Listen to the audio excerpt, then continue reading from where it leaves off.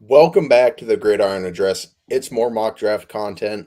This week we're doing a full 7 round mock draft for the Panthers, Giants, and Steelers.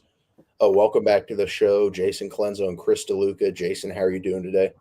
Fantastic. Thank you for having me on. Appreciate it. How you doing, Chris? Uh, Excited to be here. It's the off season, but the NFL is still hot right now, so loving it. Always glad to have you on, Jason. And Chris, how are you doing tonight? Hey man, living my best life here. We got DK Metcalf. I don't know if that is my best life, but Steelers made a move, a very unsteeler type move, so at least there's some hope. I mean, look, Pittsburgh loves their receivers who like to just fight the defense. And tell you what, they're going to be 40 yards downfield, fighting defensive backs.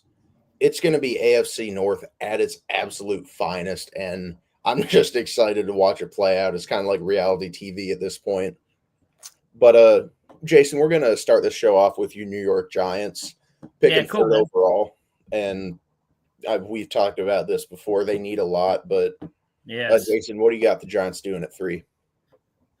Well, I did this barring any trades because there's been so much talk right now with the Giants trading up to try to get the first pick, trading back to let somebody jump up in there. So, I mean, there's just too much going on here. But to me, when I was doing the mock drafts, there was one guy that kind of always fell to us, and he's the best player in the draft right now. So I'm going Travis Hunter, number 3.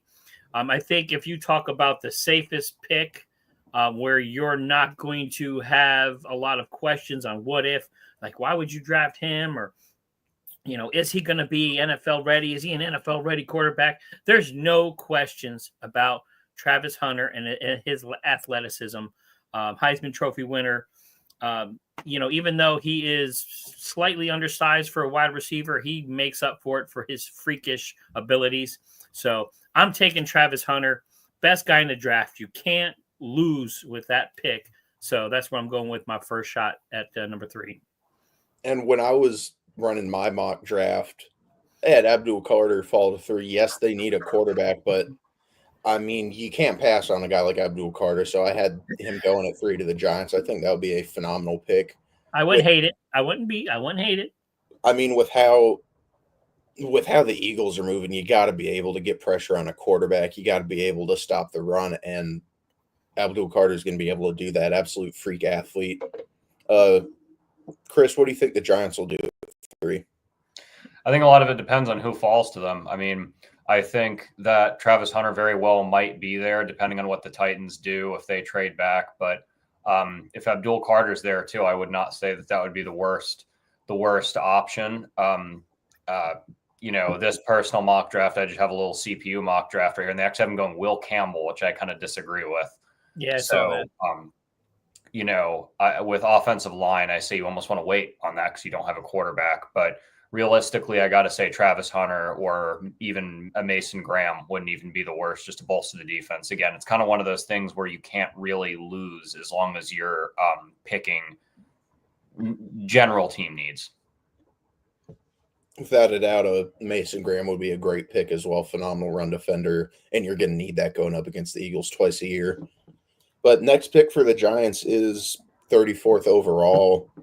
I have them continuing to bolster that defensive line. Like I just mentioned, they're going to need to stop the run. I got them going Tyleik Williams, defensive tackle out of Ohio State, and run defense is exactly what he excels in. You're not going to be able to block the guy one-on-one. You're going to have to double team him, or he's going to get by you. Jason, what do you think your Giants do at 34?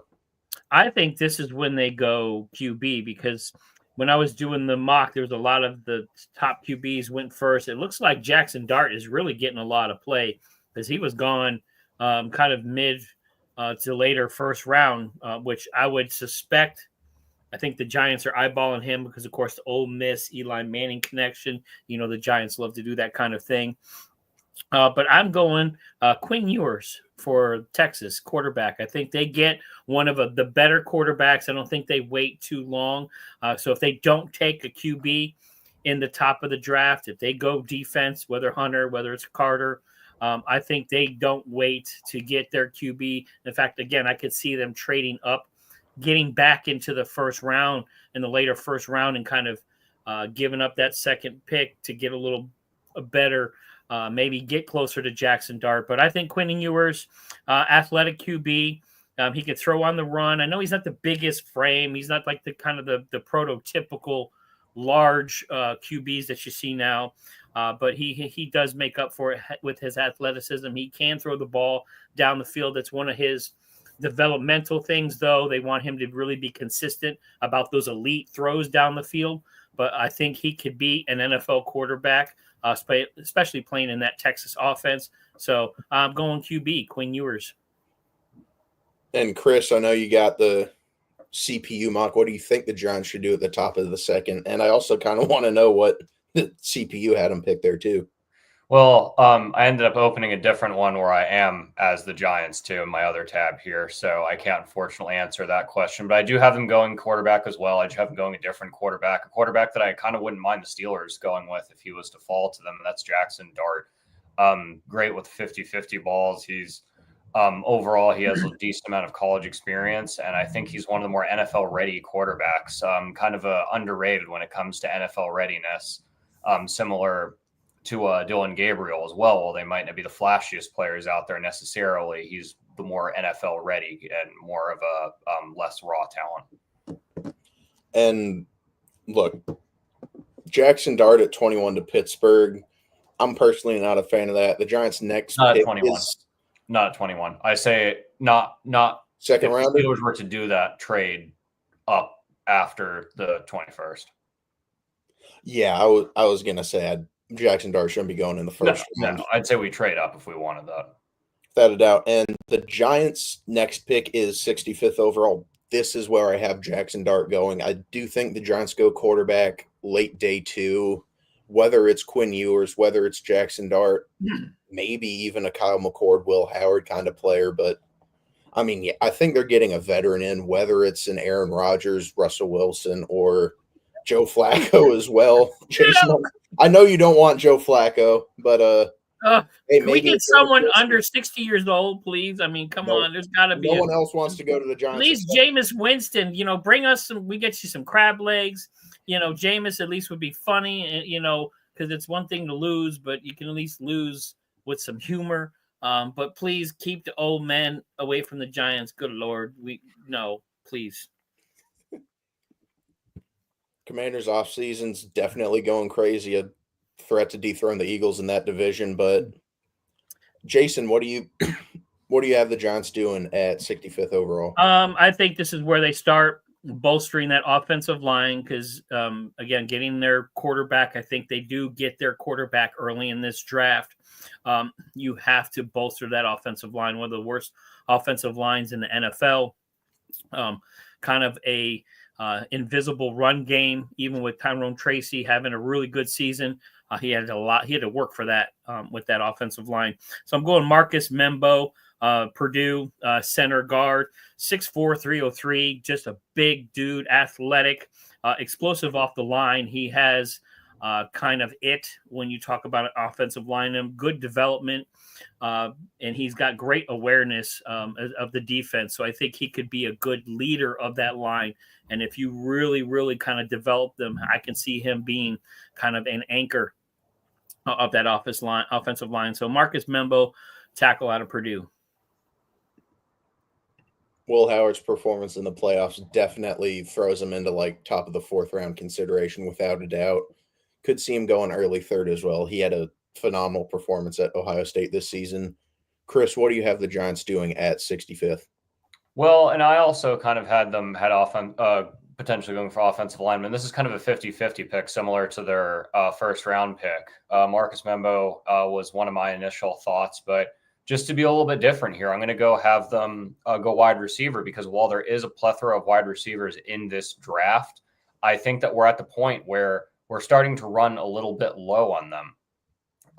Elite ones at least play at an elite level. So in my mock here, Isaiah Bond is still on the board, and I haven't gone Isaiah Bond. I haven't gone the speedster out of Texas. Had a great year with Quinn Ewers there at Texas, and then you draft a guy like Ewers or Jackson Dart. You could continue that play there. But I think offensive line or wide receiver at this point in the draft would be smart for the Giants because they're both heavy team needs. Next pick for the Giants is 99th overall. I have them going Gunnar Helm, tight end out of Texas. A super well-rounded guy. He's good as a receiver. He's a good blocker. And they need guys to throw to, and I feel like Gunnar Helm just brings the most versatility to this team. They need help at tight end. They did bring back Darius Slayton, so that's part of the reason I don't have them going wide receiver here. I know it's still a team need. He's not going to cut it. They need more. Gunnar Helm is still going to bring a lot of versatility to that offense. Jason, what do you got your Giants doing at 99th overall? This is where I think they go wide receiver. They do need some help. I just, getting wide receiver help to pair with Malik Neighbors is crucial, because you want to see him develop into that superstar wide receiver, and he's not going to be able to do.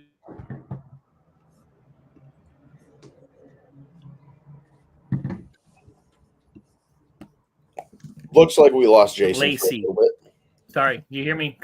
Yeah, we got you now. You froze there for a second. Oh, okay. Froze.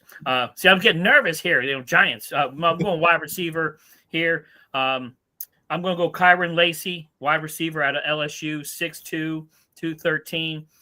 Good route runner, athletic wide receiver. Does need some development. Does need a little bit of spit and polish, but I think he could develop into a really good second or third option for the New York Giants. They do need help at the wide receiver. They need to be able to get guys away from Neighbors, so Neighbors can free up and get down the field. So I'm thinking they go Kyron Lacey, because I don't see them going wide receiver real early in the draft. They have too many other needs right now. So that's why I didn't kind of pick a wide receiver earlier in the draft. Chris, what do you think the Giants do at 99? This is where I have them going and addressing the offensive line problem. They have them going offensive tackle out of Rutgers University. Holland Pierce, 6'8", 341 pounds. This guy is an absolute monster, and I think that he can create a lot of holes for Tyrone Tracy, who worked for every single yard. That amount of man, you got to make a little bit of holes for your running back there. So I got him going Holland Pierce out of Rutgers. Staying in the state of New Jersey. And next up, they're only picking 6 picks after this at 105. I have them addressing offensive line now. Anthony Belton out of NC State, 6'6", 366 pounds, phenomenal size. He is an amazing pass blocker, and he can generate a lot of push in the run game as well.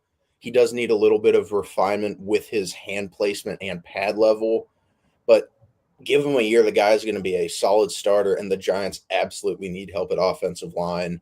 I think he is a great value pick at 105. Jason, what do you got him doing here?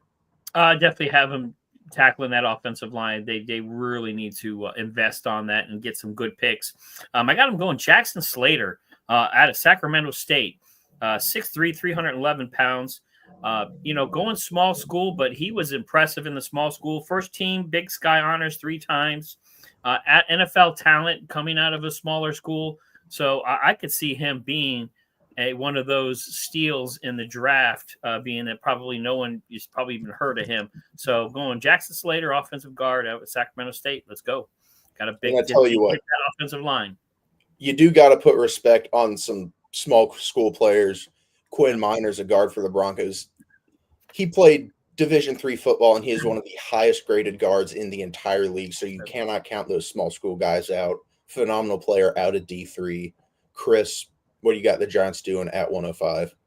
I have them addressing the secondary at this point, because that was another big problem for them. And I have them going Billy Bowman out of OU. I have them going with a slightly bigger school. I just think that you're addressing that safety concern. You've waited long enough. I mean, of course, we all know the value of NFL free safeties right now, or strong safeties and free safeties, how that is addressed. But, that was kind of a problem in general, I think, in 2024 with the Giants, the strong safety position. So I have them going OU, man, Billy Bowman. And next pick for the Giants is 154th. Jason, you told me a lot. The Giants need a change of pace running back. Tyrone Tracy is talented, but he's not small enough to be a 3-down back in this league. I got them going Damian Martinez out of Miami. He is like the polar opposite of Tyrone Tracy. powerful runner, not necessarily a lot of top end speed. That is one of the concerns that he has as a prospect. But I mean, look, phenomenal, powerful runner, had a great combine, 9.36 relative athletic score. Like you said, they need a change of pace back. You need to help that offense. I mean, yeah, they need a lot. Jason, what do you got him doing at 154? And that's kind of crazy because I have him going running back too. I was looking at him, Bradshaw, Brad Shear. I can't even say it right. Brad Shear Smith, running back out of SMU, 5'9", 194, dynamic between the tackles. He's also a good special teams guy too, which the Giants need a little help on special teams to be able to flip the field. So Bradshaw Smith, running back at SMU, is a flip between him and Martinez, I think. But I think they do go running back here. They definitely need to get Tracy some help. We need help all over the place, but you got to have some offensive weapons to get the football down. You got to matriculate the football down the field. So we need to get some weapons. So let's go. Chris, what do you have the Giants doing at 154? Do they build up that offense or continue to stack that defense? I have them going offense here. I have them building up that interior line, continuing to add big men to that interior line to open up hold for Tyrone Tracy, to give more time to your rookie quarterback, whether if that is Quinn Ewers, whether if that is Jackson Dart. And I have them going with Miles Frazier out of LSU. He's a 6'5", 317 interior offensive lineman. I think that would be a good move to go. I mean, you, especially with drafting a guy like my hypothetical, like Holland Pierce, you just keep adding strength and weight to that offensive line, and it's bound to start succeeding at some point. And the next pick for the Giants will be at 219th overall. I have them building up that interior offensive line. I got them going Jacob Gideon, a center out of Western Michigan, who has played over 2,300 snaps in his career. He is super strong, and the guy can create lanes in the run game. Yes, he played at Western Michigan, not a big school, not necessarily known for their football prowess, but the guy's got experience. He's got positional versatility. You can put him at guard if you need to. And like we said earlier, the Giants need to build up that offensive line. And when you're picking this late, you're looking for some experienced guys who can go in there, get you some reps if your starter goes down, and potentially build them up to a solid starter after a few years. You can't expect much picking late, but I think Gideon is great value this late in the draft. Jason, what do you think they're going to do here? Just going to mention that this is the time you got to start finding value in your picks. So I think they go wide receiver again. I got Will Shepard out of Colorado, 6'2", 198, lengthy and fluid as a wide receiver. Needs some help developing, but he's got the athletic talent, kind of a prototypical wide receiver. I think he disappeared a lot because, of course, he was playing with Travis Hunter there in Colorado. But I think they go Will Shepard. I think they really, really need to find some offensive weapons to score, because you've got the Eagles, you've got the Commanders. I know there's a team in Dallas, but I don't see them scoring a lot, but that's a whole nother story. But the Eagles and Commanders, they have some pretty dynamic offenses, and you're gonna have to put some points on the board. So I can see defense, but man, yeah, you got to get the ball down the field. So go find some value, and I think Will Shepard's got some value there from Colorado. Chris, what do you think the Giants are going to do here at 219?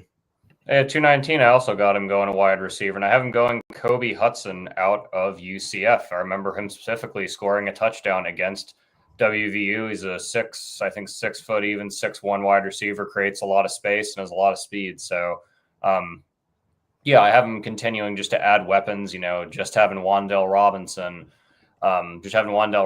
and Isaiah Bond in my hypothetical here isn't exactly the best. You just want to keep adding receiving talent in that offense.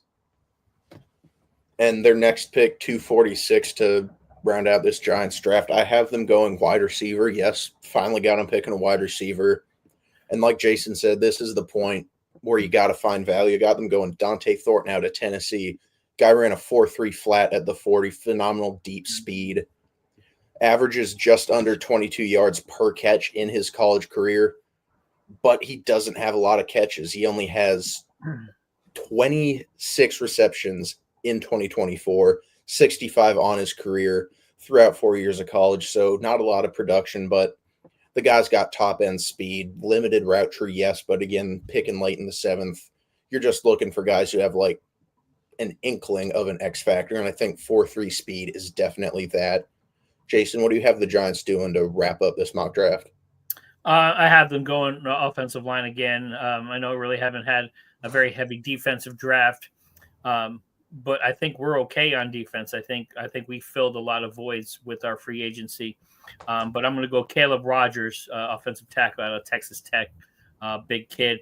They need that offensive line. So whoever they put back there, whether it's going to be a rookie, whether they sign, a Russell Wilson or Jameis Winston, whoever they sign, they're going to need to make sure that they have the best offensive line in the NFC East, because if not, whoever they put back there, quarterback's not going to last very long. Oh, without a doubt. And Chris, what do you have the Giants doing to wrap up this mock?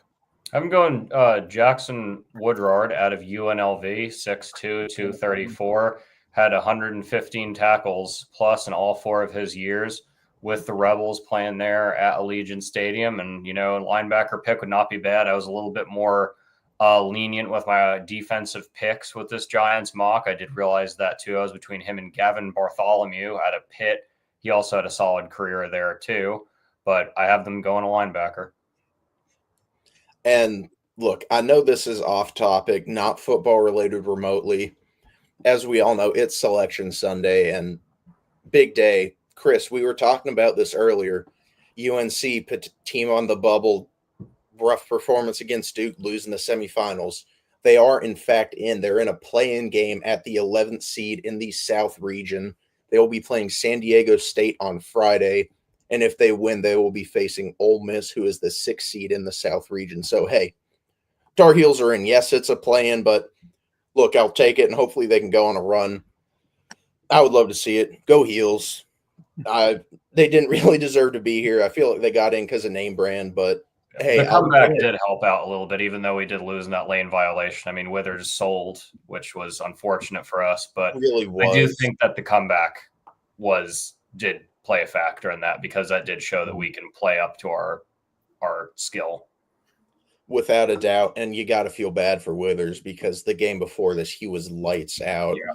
The Tar Heels will not be in this position without him, and they're going to need him to step up again in this game. So he's got a chance to redeem himself. But back to football. Little sidetrack there. Had to check it, but podcast committee in here, no NIT for my Tar Heels.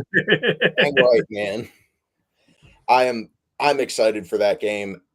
I do have to work Friday nights though, but that's a whole nother story. Chris, I'll be off. Well, I'm happy for you, Chris. But we're gonna go with your Steelers mock next up. And prior to the DK Metcalf trade, I had Emeka Egbuka penciled in at 21 for months. I felt like he was a perfect fit for how the Steelers like to run their offense. He can get good separation. He's great as a run blocker. But because of the Metcalf trade, I have them going something different. Najee Harris is gone. They got Jalen Warren. I think he's going to need help in that backfield. I got them going Omarion Hampton out of North Carolina. I've watched this guy in person multiple times. He is absolutely electric, phenomenal running back. Pittsburgh likes to run the ball. They're probably not going to be able to pass the ball too well. As of right now, Mason Rudolph is their starting quarterback. Not a great situation to be in. So I got Hampton to help bolster that run game. Chris, what do you got your Pittsburgh Steelers doing at 21? See, I wish that they could still go in BK. And actually, I wouldn't even be mad if they did draft a wide receiver with their first overall pick, even with that. But I do think that a receiving room of DK Metcalf and George Pickens does pass the eye test, even if both of them do have some personality issues, even if both of them do have some problems. One has some problems with contested catches, despite the fact that he is a human highlight reel. And then the other is one of the best contested catchers in the league. So I do think that they're going to continue to go with a Steelers type pick, and they're going to go with one of the top offensive linemen. I have them going Josh Simmons out of Ohio State. I have him going tackle. No. I think that that's just a very Steelers type pick. And Yeah, I mean, between that and Siobhan Reveille, that corner safety, that's what they're going to do. They did their crazy thing. They went and traded DK Metcalf and extended him. That's their one crazy thing that they'll do for the next 20 years. So, I mean, look, I don't think Hampton at 21 would be crazy. I was torn between him and Simmons. So, I mean, I love that pick as well. I would really like to see Hampton in Pittsburgh, though. He is so much fun to watch, man. If it wasn't for Ashton Genty, he'd be RB1 by a mile, I yeah, think. I wouldn't be that mad. It's just, I feel like they could wait on a running back, even though I do agree Hampton is very good. They definitely can. Pretty solid running back class. I know going in, I wasn't super crazy on it, but the more I look at it, the more I'm like, hey, this is actually a pretty nice running back class. Yeah. But, Jason, what do you have the Steelers doing at 21st overall? Pittsburgh likes to do Pittsburgh things, and they like to focus on the defense. They need to get TJ Watt some help because he can't do it all by himself. I think they go Derek Harmon, defensive tackle out of Oregon, 6'4", 313. That's a big dude. Huge guy. Had 39 tackles, 8 tackles for loss in the forced fumble for the Ducks. He had two couple forced fumbles. He is first round pick all the way. So I think they go defense in the first round. So Derek Harmon, a defensive tackle at Oregon. I absolutely love that pick for Pittsburgh. Cam Hayward's getting up there in age. Get a young guy in there to learn from him. Harmon is a phenomenal pass rusher as well. I think he would be a great fit for Pittsburgh. But next up, they're not picking until 83rd overall. I got them going for a quarterback. I'm assuming they're going to bring in another veteran that is not Mason Rudolph. I got them going Quinn Ewers here. And I think 83 is a really good spot for Ewers. He's not going to be in any type of position where he's going to have to start early. Pittsburgh can afford to let him sit on the bench and learn the system. And I've said it before, I'll say it again. Rookie quarterbacks should not be starting year one unless they are absolutely generational. I'll die on that hill. I'll say it every show for the rest of my life. But Pittsburgh has needed to address the quarterback position ever since Ben Roethlisberger retired. And at every turn, they have failed to do so. And hopefully this is the pick that'll fix it for them and they can actually get the quarterback of the future. But Chris, what do you have your Steelers doing at 83rd overall? I have them going for running back, and I have them going for running back you might not expect. I have them going for arguably the second. I mean, I say number one most physical when it comes to personality and when it comes to drive to play the game. I think he really does fit the Steelers mentality, and that's why I waited on him. I have him going Cam Scadabo. Yeah, when you were going into that, I was like, oh yeah, it's Cam Scadabo. I think that's spot on. Would be a great pick. He definitely fits that physical run style of Pittsburgh. And he fits the Steelers just head first, especially after that Big 12 or especially after that college football playoff game, rather, and Big 12 championship game. Yeah, phenomenal season from Scadabo. Top 5 in Heisman voting. Arizona State, insane year with Kenny Dillingham. But Jason, what do you got the Steelers doing at 83? I think they, like yourself, I think they go quarterback. They desperately need somebody. I mean, even if you go out and you get a Rodgers, you bring in a Jameis Winston, I mean, that's just, you're putting a Band-Aid on a bullet wound. So they need to go out and get somebody that can really play some football. And I got them going Dylan Gabriel, QB out of Oregon. I think, just he fits that mold. He looks like, he's a big kid. Has the Oregon Ducks, 205 pounds of solid muscle. He doesn't have the huge arm strength I think that they're looking for, but I think he has enough accuracy that they're looking for. And then again, you put him with DK Metcalf and Pickens, I think he could thrive. I think he's got enough weapons there. So I definitely see them going QB. They desperately need some help. So, but I think Dylan Gabriel would be a steal for them at 83 because I would be surprised if he did last that long. But he lasted on my board, and it'd be crazy not to pick him up. And their next pick, it's another 40-pick gap. Only 6 picks for Pittsburgh in this draft. Next up, they are at 123. And Chris, you had him going offensive line in the first round. I got him going offensive line at 123. I got him going Logan Brown out of Kansas. He had a great combine. He is just a massive tackle. He's got long arms. He is 6'6", 311 pounds. he has ideal size for an NFL tackle. He has some injury concerns, but he's got positional versatility as well. You can put him at left tackle, you can put him at right tackle. He's just so physically gifted, and he's really good at getting leverage for a guy of his size. So I got them going, a phenomenal value pick. If he didn't have the injury history, I think he would be an early third to mid second round player. Chris, what do you have the Steelers doing at 123rd? So realistically, I don't think he's going to fall this far, but I'm going to go with Jason's last pick because he's fallen on my board just for the sake of realism, even though I don't think Dylan Gabriel will still be there. I haven't gone Dylan Gabriel. I haven't gone quarterback. 155 career touchdowns to 32 interceptions. He played since 2019. He's got experience. And if we can sign a veteran like a Jameis Winston or something like that, he can learn behind him even more and continue to develop himself. I don't really think that this is going to be the year that the Steelers draft their landmark quarterback. I don't think that's going to happen because we're stuck in this circle, as we've talked about in this show, where we never have a high enough pick to draft a franchise changer like Lamar Jackson or Joe Burrow or Patrick Mahomes. So while I think Dylan Gabriel would be a crazy NFL talent, no, but I think he would be a consistent pick because he limits the turnovers, which is something that Wilson struggled with. And I think he would fit the Steelers scheme. Again, I'm just going with people that fit the Steelers scheme and fit the strategy. Then, Jason, what do you have the Steelers doing at 123? Again, here now you have to get values because since you only have that many picks in this draft, you better get value. I have him going defense again. Tyler Barron, edge out of Miami, 6'4", 258. Excellent one-on-one. He played with the Volunteers there in 2023 and then transferred to Miami, and he's had an unbelievable performance. So I can see him being a dominant dominant defensive lineman. So he's a big kid. I like him coming out of Miami. So Tyler Barron, edge. And next pick for the Steelers is 156. I have them going Riley Mills out in Notre Dame. Runners up for the national championship this year.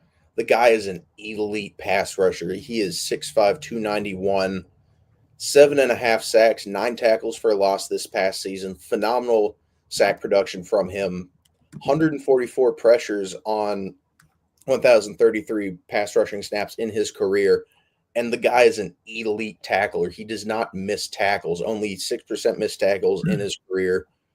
Great stuff from him. Like we said earlier, Cam Hayward's getting up there in age. They're going to need to get somebody behind him who can sit and learn from a Steelers legend in Hayward. Chris, what do you have them doing at 156? This one I was kind of bouncing back and forth between because I almost thought about them going with a cornerback because a lot of people are saying that cornerback is something we should address. But I think that Joey Porter Jr. has been an elite corner. He had arguably one of the best games that a cornerback ever had in our first game against Baltimore, which we won. He's arguably the biggest reason that we won that game. But I still do have them going and addressing the secondary, especially at the strong safety position, going and helping out Micah Fitzpatrick. We don't know if he's going to be there. We don't know if he will be there. He's been to talks and trade talks and all because he's probably one of the higher value players that we have overall. So I do have them going with Sebastian Castro out of Iowa. Always a great defense. He's 5'11", a little bit undersized, 203, but he can play a lot of roles. And, I think they could kind of plug him in anywhere. They could maybe even plug him in at corner, plug him in at strong safety to go, again, help out Fitzpatrick and Porter Jr. And that Steelers secondary that, while did struggle at some points, was also some of the best secondary play in the NFL that we saw. And, Jason, what do you think Pittsburgh's going to do here at 156?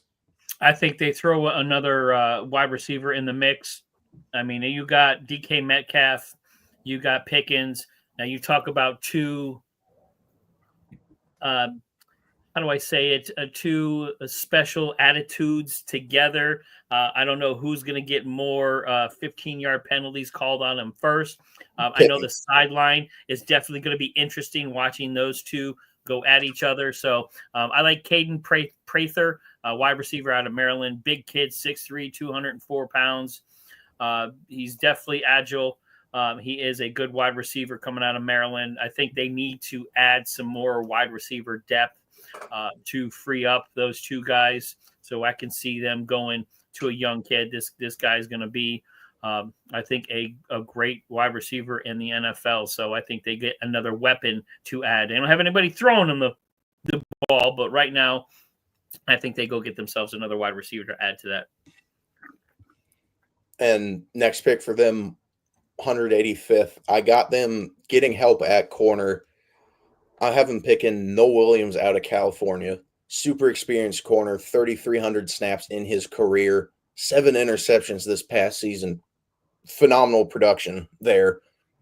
But the guy's not a great tackler, and he has 17 career penalties. So that is a massive red flag. But like we mentioned earlier in the show, when you start picking late, you got to look for guys who have value. And I think that kind of ball production from a corner, 7 picks in one season, is great value at 185. Chris, what do you have your Steelers doing here? This is another hard one. There's a lot of players you could go with here. I almost debated having them go another wide receiver, but I still think that they're set on where they are, set in their ways.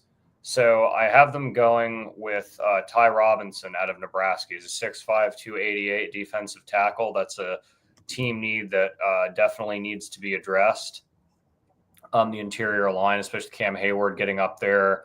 And they're outside of that, not much else right there. So I just have them going DT. And Jason, what do you think Pittsburgh's going to do here at 185? Get some value, work on that offensive line. Jacob Gideon, that offensive guard out of Western Michigan. He talked about 2,300 snaps, 4-year starter. So he was a team captain. They need to get that offensive line built back up, whoever they're going to put at quarterback. So I can see them going and just trying to find value this late in the draft. So I think Gideon would be a great value for them. And last pick for the Steelers, 229th overall. I got them getting some wide receiver help. Got them going Antwain Wells Jr. out of Ole Miss. I felt like this was just the best pick. He's got great play strength. He is super tough after the catch. He just drags tacklers with him. But with that great play strength, he's not super quick out of turns. His top-end speed isn't that great either, but Pittsburgh needs help at wide receiver. I think this could just be a solid, end-of-the-bench guy. Get him in there a few times. If you got some short yardage and need somebody who can grind out 3 yards for you, I think Antwain Wells is going to be your guy. Chris, what do you have the Steelers doing to wrap up this mock draft? Hey, man, I have him going with the steal of the draft also with wide receiver. This guy's a steal of the draft, and it's Garrett Green, who's now wide receiver apparently. I'm just joking. Yeah, I had to throw that out there. I can't believe that he changed to wide receiver right when he declared the NFL draft. But anyway, in all seriousness, I have him going Dante Thornton. Deep threat out of Tennessee. He led the FBS with 25.4 yards per catch and 6 receiving touchdowns, in that pretty good Tennessee offense. Here I have him going Dante Thornton. Deep threat, helps out. I have him finding value in receivers at the end of the draft and drafting people to put around that receiving core that's turning out to be pretty good regardless. And now it's time for my Carolina Panthers. They're picking at 8. And if you've watched the show at all, you know how hard I've been hammering home the point that Mason Graham is the player to pick here. But Carolina went out and got 2 solid young defensive tackles. And at this point, I think it's hard to justify that high of a pick on a defensive tackle position that it now feels redundant. I think Graham would be a phenomenal addition still. Amazing player. I've sung his praises countless times on this show and others, but I'm mixing it up a little bit with this one. I have them going Ted Rowe and McMillan out of Arizona. Bryce Young needs good wide receivers to throw to, and I think this would be a phenomenal pick. I think Will Johnson, another Michigan guy, would be great here, but in this mock draft, he went to Jacksonville, and that's where I think he's going to go. So at this point, I think McMillan will be an amazing pick for Carolina. Jason, what do you have my Carolina Panthers doing at 8th overall? And that's exactly who I picked too, man. McMillan, 6'4", 220 pounds. That's just, you talk about a big target for Bryce Young. He needs help at wide receiver. Adam Thielen is really got a couple more good years in him. He's got a few more, but he's got to stay healthy. So he's, he helped me win my fantasy football league this year. But anyway, they need some offensive weapons. If they can get Bryce Young some offensive weapons, watch out, because I think your Panthers can kind of go from that worst to first pretty quickly, especially in that division. So, yeah, if McMillan is there, it would be stupid not to pick him. Without a doubt. And another player that I was looking at that I wouldn't necessarily be thrilled with, but I wouldn't hate, is Tyler Warren. Super versatile tight end. He can run block. The guy is an absolute dog as a run blocker. Penn State had him lined up everywhere. He's great as a receiver too, and he'd provide a lot of versatility that I don't think is super present in that Panthers tight end room. I'd like Tommy Tremble. I like Jatavion Sanders, but I think Tyler Warren just brings a little more than those two guys do. But McMillan's still the pick for me. Chris, what do you got the Panthers doing at 8? I still have them bolstering up that secondary. I'm kind of sticking with my gut with Carolina. I have them going Will Johnson. I think that he's probably the best cornerback in the draft class, and he's basically ranked 3rd overall. He's projected to go top 5, and just have him go and continue to help that secondary. That was a real struggle for Carolina, and they're going to continue to push on that. I think they're going to go look for receiver value later in the draft. Next pick for Carolina. I know, Jason, you weren't doing trades in this mock draft. I had to make a trade because I cannot believe that this guy was still available. I have them moving up to 48 with the Miami Dolphins, giving up the 57th overall, 111th, and 146 to move up to select Mike Green out of Marshall. I have said a lot of good things about this guy. Yeah. Carolina still needs help at edge. Highest graded defensive end in the NCAA this past season. I mean, I can't say enough good things about this guy. I think at 48, that's insane value. He should go first round, and I think he will, but I had to make a move for him in this. So Mike Green, edge out of Marshall, phenomenal pick. Chris, what do you got the Panthers doing with their next pick? I have him going and trying to give Bryce Young some protection. I have him going to the guy that we drafted in our last mock draft, and that's Marcus Mambo out of Purdue, 6'4", 303. We've already discussed some versatile offensive tackle, continue to create holes for Chuba Hubbard and, keep Bryce Young's confidence up, because when his confidence is up, he's a very good quarterback. When his confidence is down, he looks like he is a broken quarterback, and he looks like he's seeing ghosts. So you've got to add protection around him. Without a doubt. And I love that pick. I have them building up that offensive line later in this draft. But Jason, what do you think Carolina's going to do with their next pick? He fell in my pick here. I think they go wide receiver again. I think Isaiah Bond was left on my board here, wide receiver out of Texas. So you talk about adding 2 dynamic offensive weapons for Bryce Young to have. I think that would be fantastic. Just one of the best receivers in the country here, that wide receiver out of Texas. It was Quinn Ewers, one of his favorite targets. So I know going back-to-back wide receivers is a little, cliche, but I think they really could. If they can get 2 offensive weapons like that for Bryce Young, why would you not? Because there is other value left in the draft later on. And the next pick for Carolina is 74th overall. They did extend J.C. Horn, highest paid corner in the league. Phenomenal when he's on the field. He has had issues staying on the field, though. And as people say, the best ability is availability, which has been a struggle for J.C. Horn. So I have them going Denzel Burke out of Ohio State. Felt a little weird picking an Ohio State guy to go to Carolina. Yes, Burke's dealt with some injuries, but the guy is a phenomenal athlete. He has great strength. He can jam guys in press coverage. And look, 74th overall, great value, phenomenal part of that really, really good Ohio State defense that helped lead them to a national championship. Chris, what do you think Carolina's doing at 74? I have them going for a wide receiver finally. I mean, you can't just have Adam Thielen. Well, Adam Thielen is a very consistent wide receiver, and I saw that they re-signed him. I have them going with Tez Johnson out of Oregon. He has a way of just getting himself open. He's a solid slot receiver, and I think he could really help out in that scheme.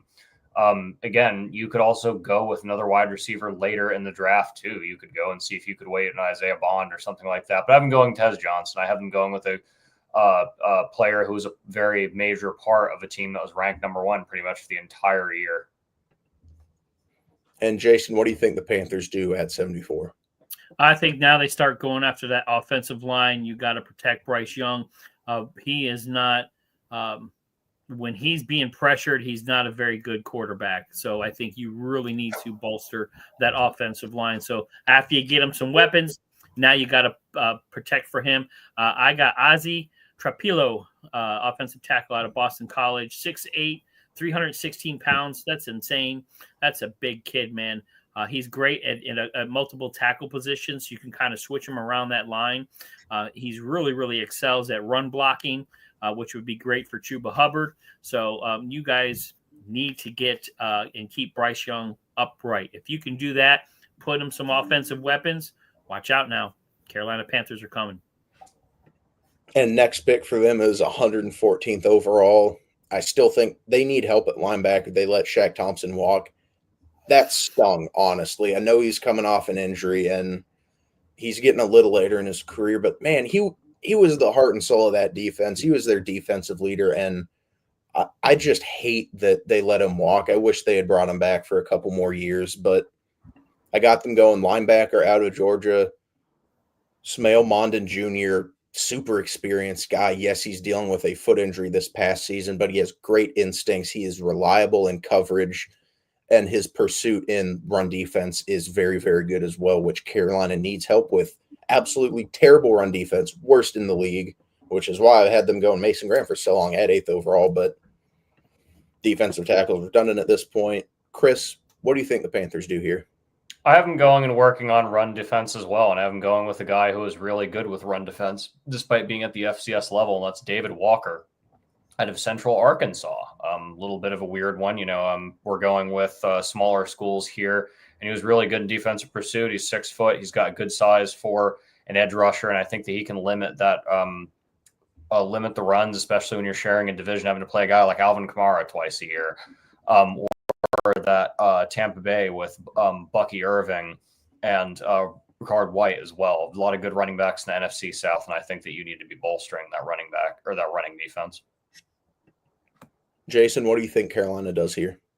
I think they go linebacker as well. They definitely need to fill that void. They need a big bopper in there somehow.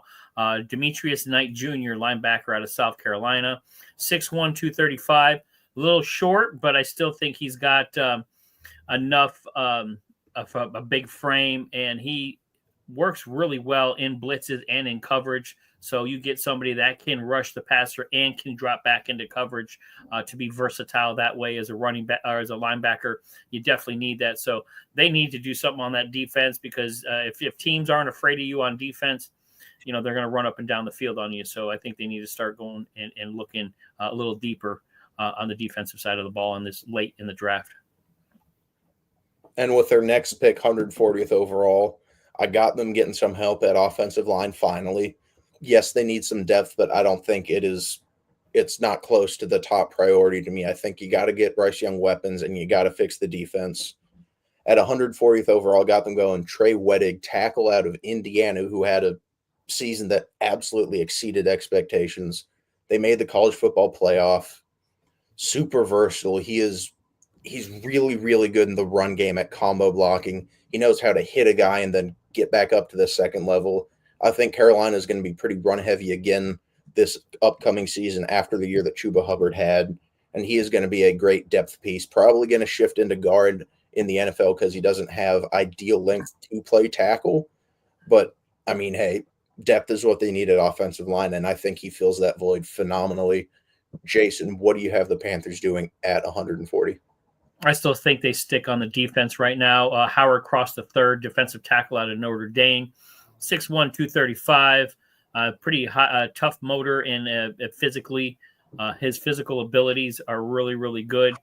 He's not the flashiest guy as far as pass rusher, but he has the techniques, and I think he would be a solid NFL player. So again, Carolina got to put some manpower on that defense. So I think they go defensive tackle here with Howard Cross III.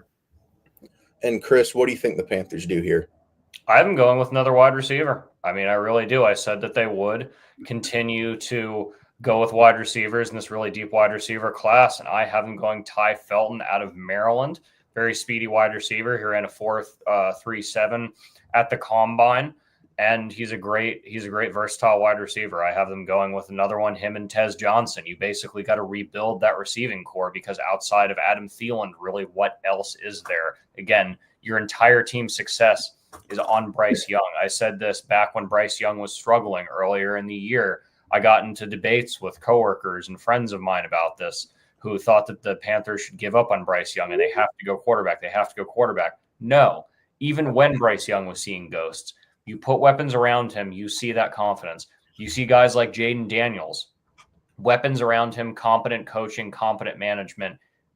I personally think that if Bryce Young has the tools around him and they continue to rebuild that receiving core, you could have, not necessarily to his level, but you could have a Jaden Daniels type player. I mean, hey, I like that pick. I wouldn't really hate it if they went 2-3 wide receivers here, but I got faith that Xavier Legette is going to get a hold of the drop issues, and Jalen Coker is a really, really solid wide receiver 3 to 4. Really like what I saw from him. Pretty unexpected from an undrafted rookie from an FCS school, but really, really can't complain about getting wide receiver help because Thielen's getting up there. I think he's got 2 years of more consistency, and then we're going to start to see that drop off. But next pick for Carolina, second to last, is 163rd overall. I have them continuing to bolster that interior offensive line. I got them going Jonah Moheim, center out of USC. But the guy has lined up everywhere. 3,100 career snaps. He has played tackle, guard, and center. Phenomenal pass blocker. He has only given up 2 sacks in the last 3 years. That's insane stuff at any level of college football. What he does struggle with is against more physical pass rushers. So a guy like Vita Vea would be an absolute matchup nightmare for him. But Carolina is good at center. Austin Corbett is going to be their starter. So Monheim can sit back and not have to go in there and go up against guys like Vita Vea right out of the gate. He can get his play strength up, get a better handle on getting his leverage because he is a taller center at 6'4". So that's something he will have to work on. But this is a good situation for him to go into and refine his technique, build up his strength. Carolina's got a really solid offensive line. Chris, what do you think the Panthers do here? I'm going and continuing to bolster their offense or their secondary. I have them going Malachi Moore out of Alabama. I mean, he had 7 interceptions. He plays a great middle of the field as a safety. I had them drafting a corner early, and I have them continuing just to bolster that secondary because that was something that Carolina really struggled with earlier in the year, and that was the reason why they got off to their rough start. So continue to bolster that secondary, continue to bolster the offensive line, continue to bolster that receiving core. And Jason, what do you think the Panthers do with their second to last pick? I think they go running back. Jordan James, running back out of Oregon, 5'9", 205. I think he's got some speed and some talent. Definitely explosive on the outside. They need to do something. I mean, I know they got Rico Dowell. They signed him. You have Chuba Hubbard, but you got to make sure you kind of keep Chuba healthy. So you're going to need a better weapon, and I don't think Uncle Rico is the answer. So I think he'll function more as a change of pace because Chuba's a hard-nosed guy, and that's not Rico Dowdle, so he's going to be more of the passing down situation running back, and I do like that signing. I think a late-round running back pick for Carolina to get a third guy in there. They released Miles Sanders. Jonathan Burks is probably out for the whole season. I mean, brutal stuff for him to come back from a torn ACL and then tear it again, non-contact injury. You really hate to see it. Super talented running back in his own right, and hopefully he can bounce back, pull a Thomas Davis, who tore his ACL 3 times, and he was still an elite player, but different position. Running backs need their ACLs a lot more. But with Carolina's last pick at 230th overall, I think they go wide receiver, and I hate to sound like a broken record. You're picking late. You got to find guys who have some value. I have them going Jimmy Horn Jr. out of Colorado. Not super productive in his college career. Doesn't necessarily have insane top-end speed, but the guy can get open. He is a good route runner who can create separation, and I think that is what Bryce Young needs, a guy who can get open super easily. and he plays faster than he ran. He did not run a very good 40 at the combine, but you watch the film, he plays faster than the 4.58 that he ran. So phenomenal value at 230th overall. Great route runner, phenomenal separation. Chris, what do you think the Panthers do with their last pick of the draft? I was a little bit back and forth with this, but I have them going with a bigger offensive lineman, at least by height, around this point in the draft, and that's going to be Xavier Truss out of Georgia, 6'7", 309, versatile offensive lineman. Again, just continue to bolster the offensive line and bolster the receiving core, build around your franchise quarterback, give him confidence, and I think Carolina has a much brighter future than we thought at the first 3 weeks of the season. Without a doubt. I thought we were staring down the barrel of a 2 to 3 win season, and we honestly massively exceeded expectations after those first couple weeks because, dear Lord, it was rough. I thought we were looking at 5 more years before we're maybe sneaking in the playoffs. And I think we could get in at the 7th seed right now if the NFC is weak enough. I still think Tampa's by and far the favorite. But that division's not that strong either. I mean, New Orleans and Atlanta are all over the place. But, I mean, look, I got hope for the first time in what feels like forever. Cautiously optimistic, as I like to say. But, Jason, to wrap up this mock draft, what do you have the Panthers doing? Yeah, the Panthers, man, I tell you what, if you guys can stay healthy, I think that's really what hurt. If you can have that defense stay healthy and everybody on that offense, if you can just get through there without some major injuries, I think you guys can win that division. I mean, I know Tampa's up there too, but Tampa has their own issues also, and they had a lot of guys leave Tampa Bay. So I'm going to go with B.J. Adams, cornerback out of UCF. Kind of a bigger dude, not the best, but he has some talent. He played as a true freshman, started all 4 years in college, a little bit reckless, a little bit with the hand fighting, but I think he can, if he's developed enough, I think he can become a sound cornerback in the NFL. So they need to do something again on that defense, and I think there's going to be a heavy defensive draft. Wide receiver and defense right now is pretty much what you guys, what Carolina needs. Yep, wide receiver, defense, couple offensive linemen, get some depth Sprinkle a little offensive line there. Oh yeah, and that'll do it for this show. But before we go off air, I do have Look, I'm sorry. After I'm talking for an hour, I can barely get words out. I apologize. One would think after doing this for months that I can actually get words out of my mouth, but evidently not. But very exciting announcement. Me and Carson Williams, who's been on the show a couple of times, we are launching a new show called Hoops and Helmets. We will be covering college basketball and college football. Mondays will be our basketball episodes. Thursday will be football, but since it's March Madness, like I said earlier, Selection Sunday going on right now. Next couple weeks, it's going to be super basketball heavy. My Carolina Tar Heels, they made it in. Yes, it's a play-in. I'm just excited that we get to see at least one more Carolina game this season. Hopefully they can make a little bit of a run, but we like that part. We like that part, not the WVU part. Did WVU not make it? We have 6 quad 1 wins. And the last 4 teams in combined for 6, and they left us out. We were the last team out, even though we were projected between a 10 and 12 seed by minority. Wow. Yeah. We missed. West Virginia deserved it more than Carolina. I'm going to be honest. Wow. Carolina 1-12 in quad 1. Brutal stuff. They really did not belong in this tournament, and I'm saying that as a lifelong Carolina fan. Same. I'm a lifelong Carolina fan as well. But yeah, that's crazy. Tomorrow night is going to be Carson and I's first episode. We will be going live at 5:30. It's the same time slot as Out of Pocket, which will be going down to 2 days a week, while me and Carson take the Monday and Thursday 5:30 slots. I will say this week there won't be a football show because I have a prior commitment that I cannot miss. But keep your eyes out. There's going to be a lot of fun content coming your way.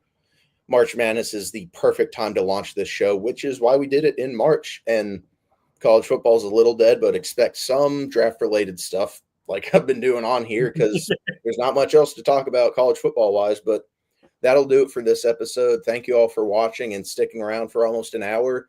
I hope everybody